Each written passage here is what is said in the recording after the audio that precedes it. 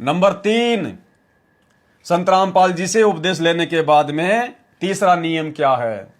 तीर्थ स्थानों पर जाना निषेध है। तीर्थ स्थान, ये जितने भी हिंदू समाज में या मुसलमान समाज में या किसी भी मजहब में ये जितने भी तीर्थ स्थान बना रखे हैं जहां पर लोग जाकर अपने आप को धन्य समझते हैं, 2 पैसे दान धर्म के करके अपने आप को बहुत बड़ा धार्मिक समझते हैं, ये हरिद्वार, केदारनाथ, मथुरा, बरसाना, आपका जगन्नाथ, बद्रीनाथ, नीलकंठ, मक्का, मदीना, कहते हैं जितने भी तीर्थ स्थान हैं ये केवल यादगार हैं, केवल यादगार, ताकि आने वाले समय में कोई उन घटनाओं को जुटला ना दे कि ऐसा नहीं हुआ था। केवल यादगार हैं ये। यहां पर जाने से, नहाने से, दान धर्म करने से, पूजा पाठ करने से किसी प्रकार का कोई लाभ नहीं है। पाप अवश्य कमा सकते हो वहां जाकर, आप किसी प्रकार का पुण्य आप जी अर्जित नहीं कर सकते। तीर्थ स्थानों पर जाना निषेध, किसी प्रकार का कोई व्रत नहीं करना।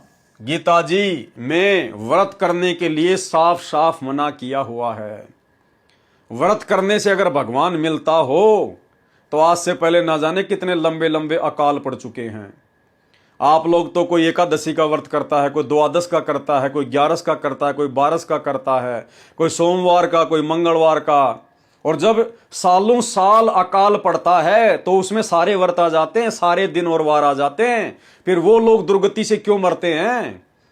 अरे वो तो अकाल के समय कुछ भी नहीं खाते, महीने महीने उनके तो सारे वार दिन महीने आ जाते हैं, तो उनकी क्यों अंत में दुर्गति से मौत होती है, भूख से? भगवान उनको क्यों नहीं बचा रहा? तो ये केवल नकली संतों के द्वारा शास्त्रों को ना समझ पाने के चलते भगत समाज को उल्टी साधना पर आरूढ़ कर दिया। ये व्रत वगैरह, तीर्थ स्थान पर जाना, हमारे शास्त्रों में किसी भी प्रकार का कोई भी उल्लेख वहां जाकर पुण्य प्राप्ति का नहीं है, सिवाय आपके समय और धन की बर्बादी के। किसी प्रकार का कोई व्रत नहीं रखना, कोई तीर्थ यात्रा नहीं करनी है, क्योंकि तीर्थ यात्राओं पर आते जाते समय पैदल या गाड़ियों से हम कितने जीव मार देते हैं, कितने कीड़े मकोड़े, सूक्ष्म जीव, मक्खी, मच्छर असंख्य मर जाते हैं, करोड़ों की संख्या में। और उन तीर्थों पर जाने का लाभ आपको एक भी नहीं है, क्योंकि तीर्थों पर जाने से भक्ति बनेगी या मोक्ष मिलेगा या परमात्मा मिलेगा या पुण्य मिलेगा, किसी भी धर्मशास्त्र में, ना मुसलमानों के धर्मशास्त्रों में ना हिंदुओं के धर्मशास्त्रों में कहीं कोई उल्लेख नहीं है। तो शास्त्रों के विरुद्ध होने से आप वैसे भी पाप के भागी बन रहे हैं, और वहां तक आने जाने में आप जितने जीवों को मारेंगे उसके आप जो डबल भागी बन रहे हैं। न कोई गंगा स्नान आदि करना, न किसी अन्य धार्मिक स्थल पर नहाने व दर्शन के लिए जाना है, किसी मंदिर व इष्ट धाम में पूजा व भक्ति के भाव से नहीं जाना है कि इस मंदिर में भगवान है। मंदिर, मस्जिद, कहीं भी गुरुद्वारे में हमने भक्ति के भाव से नहीं जाना है। किन लोगों ने? जो लोग संत रामपाल जी की शरण में आ चुके हैं। लाभ तो किसी को नहीं है। लाभ तो जो लोग संत रामपाल जी की वर्तमान में शरण में नहीं है, और हिंदू यदि मंदिर में जा रहा है, तीर्थों पर जा रहा है, 1 टके का कोई लाभ नहीं है। मुसलमान अगर मस्जिद में जा रहा है, मक्का मदीना जा रहा है, 1 टके का लाभ नहीं है। सिख यदि गुरुद्वारे में जा रहा है, 1 टके का लाभ नहीं है। लाभ तो केवल सच्चा गुरु धारण करके, उनकी भक्ति करके, मर्यादाओं में रहने से मिलेगा। अरे भाई, जो हिंदू समाज से मेरे भाई बहन हैं उनको जरा थोड़ा विचार करना चाहिए। अरे आप लोग श्री रामचंद्र जी से बड़े हो क्या? श्री रामचंद्र जी, जिसको आप विष्णु का अवतार कहते हैं, अपना भगवान कहते हैं, क्या आप जी श्री रामचंद्र जी से ज्यादा समझदार हैं क्या? आपके श्री रामचंद्र जी ने भी भक्ति शुरू करने से पहले वशिष्ठ मुनि को अपना गुरु धारण किया था, क्योंकि गुरु के बिना भक्ति शुरू भी नहीं होती है। जिस प्रकार आप सब लोगों को पता है कि यदि हम बच्चे को स्कूल में नहीं भेजेंगे, बच्चे को यदि गुरु की शरण में नहीं भेजेंगे, तो बच्चा कभी भी डिग्री प्राप्त नहीं करेगा। डिग्री नहीं मिली तो उसको नौकरी नहीं मिलेगी। तो आप अपने बच्चे को जन्म लेने के बाद जैसे वो थोड़ा बहुत बोलना चलना सीख जाता है, आप उसको स्कूल में डालते कि नहीं डालते? गुरु के पास भेजते कि नहीं भेजते? क्यों? क्योंकि आपको पता है कि इसके बिना नौकरी नहीं मिलेगी, बच्चे का जीवन अंधकारमय हो जाएगा। ठीक इसी प्रकार ये आत्मा का कल्याण बिना गुरु की शरण में जाए नहीं हो सकता। तो आप जी रामचंद्र जी से ज्यादा शाणे हो क्या? आपके रामचंद्र जी ने भी ओम नाम की साधना वशिष्ठ ऋषि को गुरु धारण करने के बाद में की, और जहां तक उनको ओम नाम से लाभ मिल सकता था वो वशिष्ठ गुरु से उपदेश लेने के बाद ही मिला। द्वापर में श्री कृष्ण जी, आप जी उनसे ज्यादा शाणे हो क्या? श्री कृष्ण जी ने, उसी विष्णु के अवतार ने संदीपनी ऋषि को तो अपना अक्षर ज्ञानदाता गुरु बनाया और आध्यात्मिक गुरु बनाया दुर्वासा ऋषि को। दुर्वासा ऋषि ने उनको भक्ति की साधना बताई और संदीपनी ऋषि ने उनको जो है अक्षर ज्ञान कराया था। तो आप जी श्री कृष्ण जी से भी ज्यादा समझदार है क्या, जो बिना गुरु के भटक रहे हैं? और गुरु भी बना लिया तो ऐसा नकली और पाखंडी, जिसको शास्त्रों की ABCD का पता नहीं है, जिसकी भक्ति शास्त्रों के अनुसार नहीं है, जो आप लोगों को केवल ओम ओम राधे राधे हरे हरे राधे राधे श्याम मिला दे, ओम नमो भागवते वासुदेवाय नमः, केवल यही मंत्र पकड़ा रहे हैं। अरे ये राधे राधे श्याम मिला दे, जय जय राम हरे कृष्णा हरे राम, ओम नमो भागवते वासुदेवाय, ये किसी भी हिंदुओं के धर्म ग्रंथ में है क्या ये मंत्र? चारों वेदों में, गीता जी में कहीं भी दिखा दीजिए आप जी। आप डंका पीटते हो कि हम सनातनी हैं, हमारे वेद हमारी गीता सबसे पुरातन ग्रंथ हैं। अरे वो तो हैं सबसे पुरातन, लेकिन तुम क्या जानते हो उन ग्रंथों के बारे में? तुम्हें तो ABCD भी नहीं पता, ना तुम्हारे नकली गुरुओं को पता। चारों वेदों में और गीता जी में क्या कहीं भी ये लिखा हुआ है कि श्री राम की पूजा करनी चाहिए, श्री कृष्ण जी की भक्ति करनी चाहिए, या श्री राम और श्री कृष्ण ये पूजा के योग्य भगवान है, यही सुप्रीम पावर है? या कोई राधे राधे श्याम मिला देगा कोई मंत्र लिखा हो, ओम नमो भागवते वासुदेवाय लिखा हो, जय जय राम हरे कृष्णा हरे राम लिखा हो? फिर क्या कर रहे हो तुम लोग? अरे भक्ति का सिलेबस है हमारे शास्त्र, हमारे धर्म ग्रंथ, चारों वेद और गीता जी, और तुम लोग टोटल साधना चारों वेद और गीता जी के खिलाफ कर रहे हो, और फिर भी अपने आप को वैदिक कहते हो, अपने आप को सनातनी कहते हो, जिन्हें सनातन के सह की परिभाषा का भी ज्ञान नहीं है। तो भाई और बहनों, समय रहते आंखें खोल लीजिए। ये सनातनी प्रभु, आदि सनातन मानव धर्म का प्रवर्तक आज धरती पर प्रकट है, और आने वाले समय में जो 2028 युग परिवर्तन का समय है, उसके बाद इसी महापुरुष के सानिध्य में ये भारत जगत गुरु बनेगा, विश्व गुरु बनेगा। ये भारत देश पूरी दुनिया का प्रवर्तक बनेगा, संचालक बनेगा। यही है वो महापुरुष, वो कल की अवतार जिसे दुनिया यूट्यूब पर खोज रही है। ये है वो कल की अवतार। समय रहते आंख खुल गई तो बचाव है, अन्यथा 2028 के बाद तो मजबूरन आपने इनकी शरण ग्रहण करनी पड़ेगी, चाहे कोई किसी भी जाति या धर्म का क्यों ना हो। भगवान कोई पशु तो है नहीं कि उसको पुजारी जी ने मंदिर में बांध रखा है। भगवान तो कण कण में व्यापक है।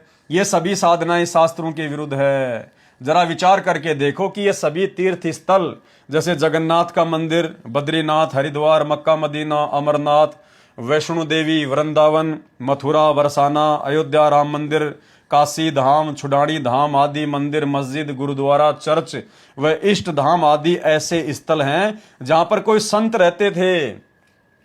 वे वहां पर अपनी भक्ति साधना करके अपना भक्ति रूपी धन जोड़कर, शरीर छोड़कर अपने इष्ट देव के लोक में चले गए। तत्पश्चात उनकी यादगार को प्रमाणित रखने के लिए वहां पर किसी ने मंदिर, किसी ने मस्जिद, किसी ने गुरुद्वारा, किसी ने चर्च या किसी ने धर्मशाला आदि बनवा दी, ताकि उनकी याद बनी रहे और हमारे जैसे तुच्छ प्राणियों को प्रमाण मिलता रहे कि हमें ऐसे ही कर्म करने चाहिए जैसे कि इन महान आत्माओं ने किए हैं। ये सभी धार्मिक स्थान हम सभी को यही संदेश देते हैं कि जैसे भक्ति साधना इन नामी संतों ने की है, ऐसी ही आप करो।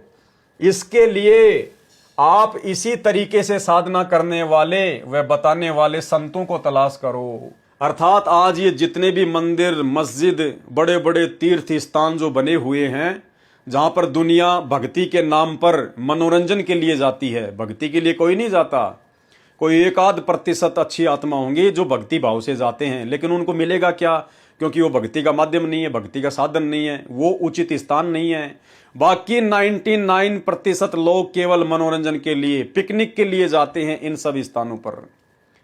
तो कहने का मतलब ये जितने भी जो स्थान बने हुए हैं, मंदिर, मस्जिद, चर्च, गुरुद्वारा या जो भी मस्जिद वगैरह जो बड़ी बड़ी जो बनी हुई हैं, जो मज़ारें बनी हुई हैं, वो क्यों बनी हैं?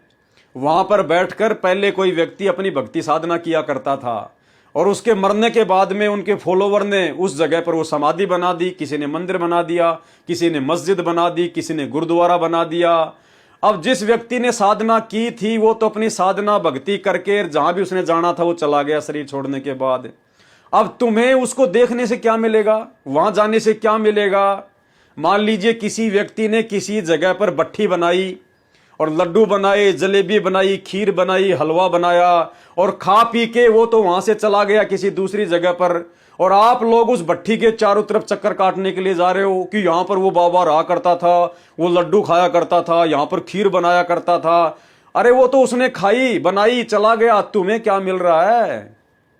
अब तुम्हें कोई ऐसा व्यक्ति मिले जो उसी प्रकार से लड्डू जलेबी बनाना सिखाए या तुम्हें लड्डू जलेबी खिलाए तो तुम्हारा पेट भरेगा। फोकट में महिमा करने से क्या तुम्हारा पेट भरेगा?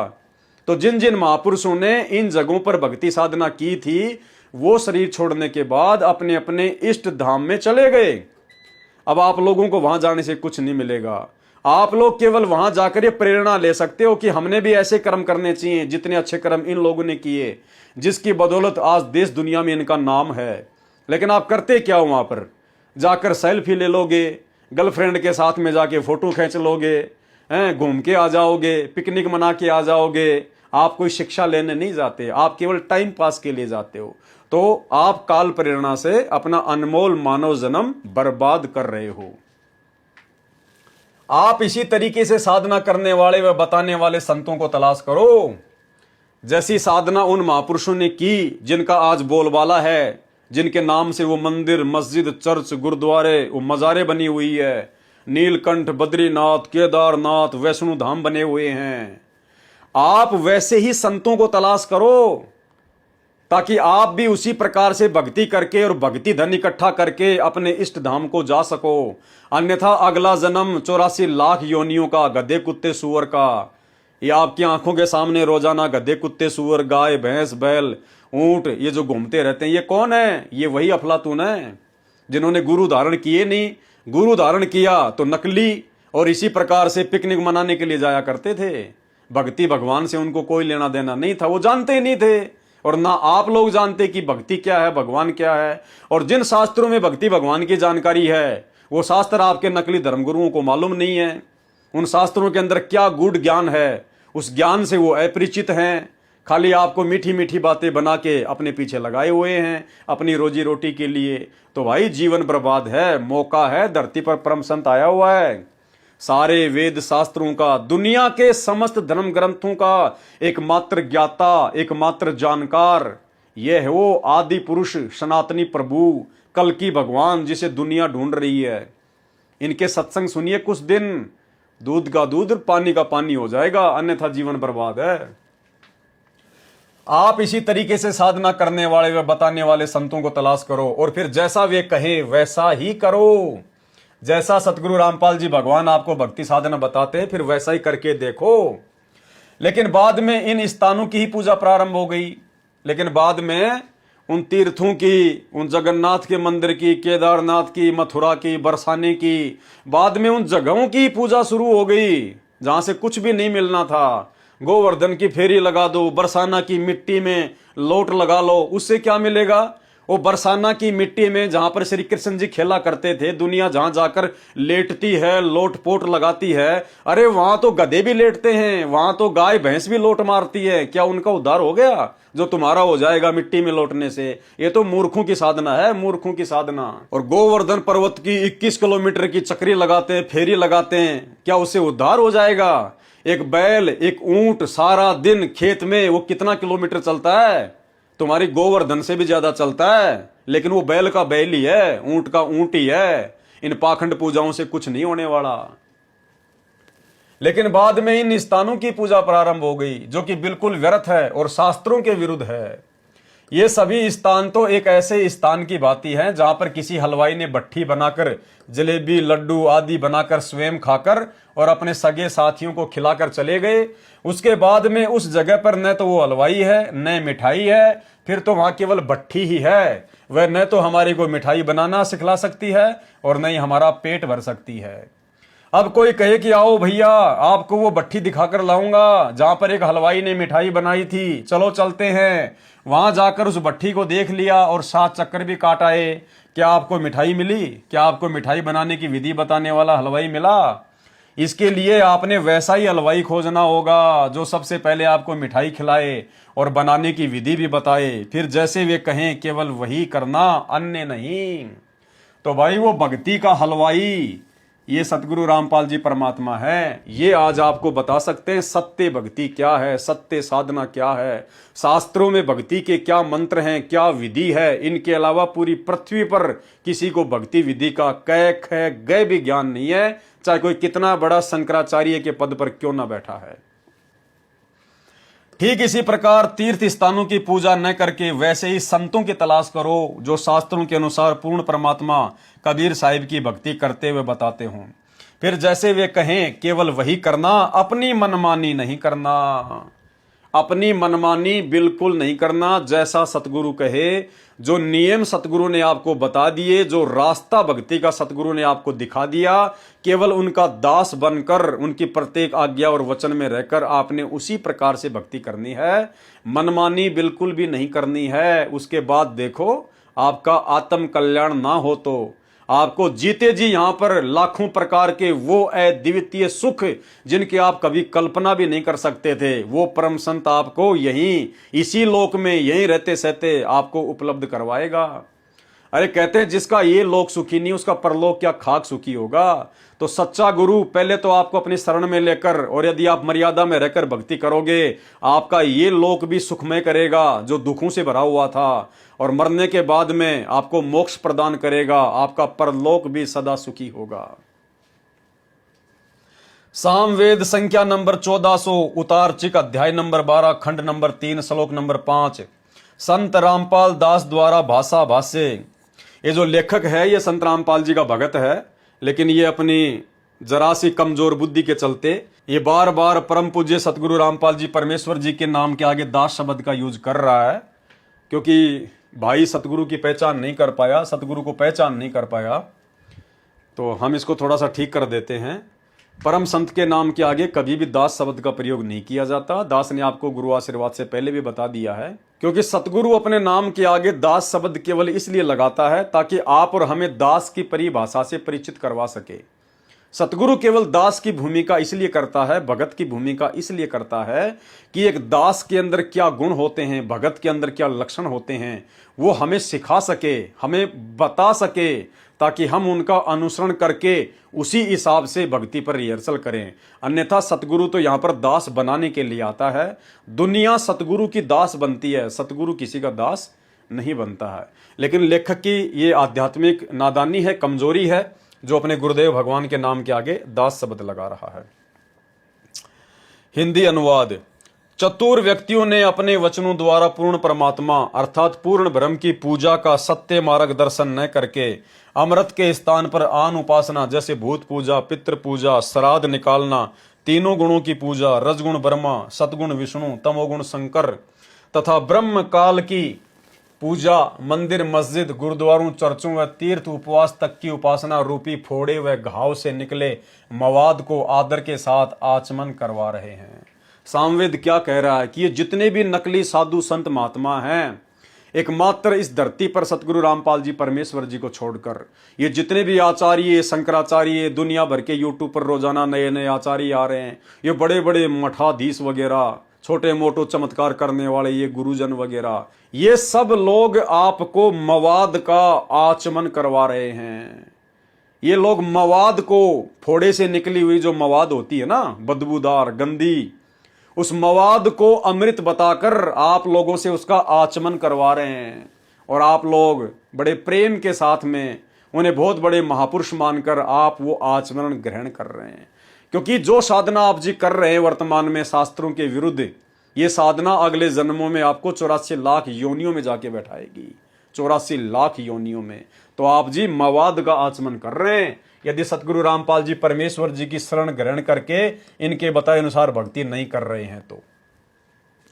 उसको परम सुखदायक पूर्ण ब्रह्म कबीर सह शरीर साधारण वेशभूषा में, वस्त्र का अर्थ है वेशभूषा, संत भाषा में इसे चोला भी कहते हैं। जैसे कोई संत शरीर त्याग जाता है तो कहते हैं कि महात्मा ने चोला छोड़ दिया।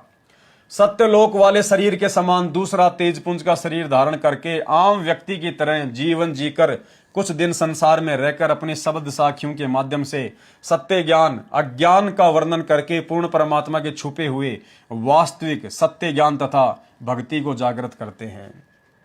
उन अज्ञानी साधु संत महात्माओं से अपनी आत्माओं को छुड़वा कर उनको सत्य ज्ञान देने के लिए वो कबीर परमात्मा अपने सचखंड से, अपने सतलोक से एक मनुष्य के बच्चे का रूप धारण करके इस पृथ्वी पर सह शरीर प्रकट होता है और गुरु की भूमिका करके, सच्चे गुरु की भूमिका करके फिर वो अपनी आत्माओं तक अपना सत्य ज्ञान देता है। जो कबीर परमात्मा आज संत रामपाल जी के रूप में स्वयं पृथ्वी पर अवतरित है, पृथ्वी पर ये प्रकट हैं और आज पूरे विश्व को, पूरे जगत को शास्त्र अनुकूल सत्य भक्ति दे रहे हैं। गीता अध्याय नंबर 16 श्लोक नंबर 23, ये शास्त्र विधिम उत्सृज्य वर्तते काम करात न स सिद्धिम आवापनोति न सुख न प्राम गतिम। अनुवाद, जो पुरुष शास्त्र विधि को त्याग कर अपनी इच्छा से मनमाना आचरण करता है वह न सिद्धि को प्राप्त होता है न ही परम गति को। ये हिंदुओं की गीता कह रही है, सनातनियों की गीता का अध्याय 16 श्लोक नंबर 23 है।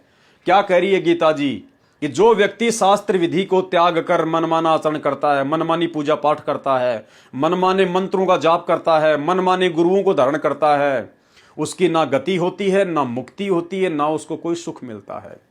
और थोड़ा बहुत सुख यदि उसको मिल रहा है तो उसके पूर्व जन्म के भक्ति के कारण मिल रहा है, ना कि वर्तमान में उस गुरु की भक्ति से। तो बताइए भाई साहब, आपके चारों वेदों में और गीता जी में कहां पर यह लिखा है कि आप जी लड्डू गोपाल बनाकर उसकी भक्ति करो, राधे राधे राधे राधे शाम में ला दे, आप इस मंत्र का जाप करो, श्री कृष्ण जी की पूजा करो या राधा जी की पूजा करो, या आप जी जो है बरसाने में जाके पूजा करो या मथुरा में जाके पूजा करो, वृंदावन में जाके पूजा करो या किसी मंदिर में जाके पूजा करो, हरे राम हरे कृष्णा राम राम जय जय राम, सीताराम का जयकारा लगाओ, दशरथ पुत्र श्री रामचंद्र जी की पूजा करो, उसको भगवान बनाओ, उसका मंदिर बनाओ। आपकी गीता जी के कौन से श्लोक में लिखा हुआ है? आपके चारों वेदों के कौन से श्लोक में लिखा हुआ है? अरे कोई तो बता दो। इतने सारे धर्म गुरु हो, अरे इतने सारे मठाधीश, इतने अखाड़ों के स्वामी बन के बैठे हो, शंकराचार्य बन के बैठे हो, अरे गीता जी में चारों वेदों में कहीं तो दिखा दो श्री राधा का नाम। तुम्हारी गीता जी में आपको श्री कृष्ण का नाम भी ढूंढने से नहीं मिलेगा। कृष्ण नाम भी आपको गीता जी अध्याय 1 से लेकर और लास्ट अध्याय तक, 18वें अध्याय तक, श्लोक नंबर 66 तक आपको श्री कृष्ण नाम भी ढूंढने से नहीं मिलेगा। गीता का ज्ञान श्री कृष्ण ने बोला, श्री कृष्ण ने बोला। श्री कृष्ण जी के अंदर प्रेत की तरह प्रवेश करके उसके पिता ब्रह्म ने, शैतान ने गीता जी का ज्ञान बोला है। आप लोगों को तो ये भी नहीं पता और हुंकार भरते हो, अपने आप को सनातनी कहते हो, कट्टर हिंदू कहते हो। सनातन का सह भी नहीं पता शंकराचार्यों को भी। आम लोगों की तो बेचारों की फिर बिसाती क्या है।